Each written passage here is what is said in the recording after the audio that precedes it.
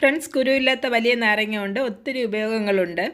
ഇതിൻ്റെ തൈ തന്നെ നടണമെന്നില്ല. ഇതിൻ്റെ ഒരു ചെറിയ കമ്പൊടിച്ച് നട്ടാൽ മതി. ഒരു 2-3 വർഷം കൊണ്ട് തന്നെ നിറയെ കായകൾ, അതായത് നിറയെ നാരങ്ങ നിങ്ങൾക്ക് കിട്ടിത്തുടങ്ങും.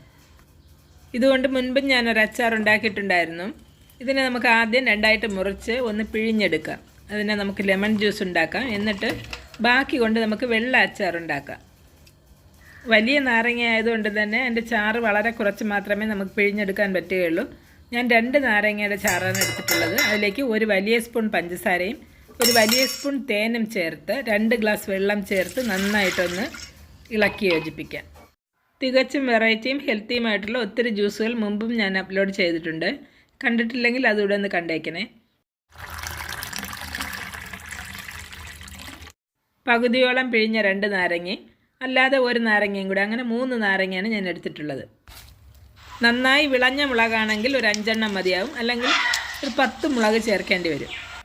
നമ്മളിത് വളരെ ഈസി ആയിട്ടാണ് തയ്യാറാക്കുന്നത്. ഇനി മുളകിനെ നെടുകെ കീറി ചെറുതായിട്ട് മുറിച്ചിട്ട് കൊടുക്കുക.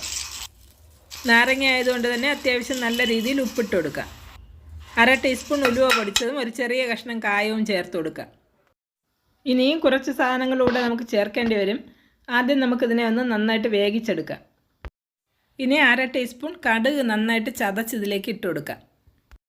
നാരങ്ങ മാത്രമല്ല, ഏത് അച്ചാറുണ്ടാക്കിയാലും മൺചട്ടിയിൽ തന്നെ ഉണ്ടാക്കാൻ ശ്രദ്ധിക്കണം. ഒരു കാരണവശാലും അലുമിനിയം പാത്രത്തിലോ സ്റ്റീൽ പാത്രങ്ങളിലോ തയ്യാറാക്കരുത്. കുറച്ച് കറിവേപ്പില ഇട്ട് കൊടുക്കാം. ഇനി ഒരു ചെറിയ നെല്ലിക്കയുടെ വലിപ്പത്തിൽ പുളിയെടുത്ത് ഇതിലേക്കിട്ട് നന്നായിട്ടൊന്ന് ഞരടി യോജിപ്പിക്കാം. ഒരു തുള്ളി വെള്ളം പോലും ചേർക്കരുത്. അതുപോലെ തന്നെ ഈ നാരങ്ങയുടെ അല്ലിയിലുള്ള ജലാംശം മുഴുവനായിട്ടും വറ്റിച്ചെടുക്കുകയും വേണം.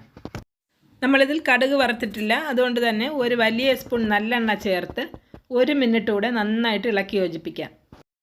2 ദിവസം കഴിഞ്ഞ് ഉപയോഗിച്ച് തുടങ്ങാം.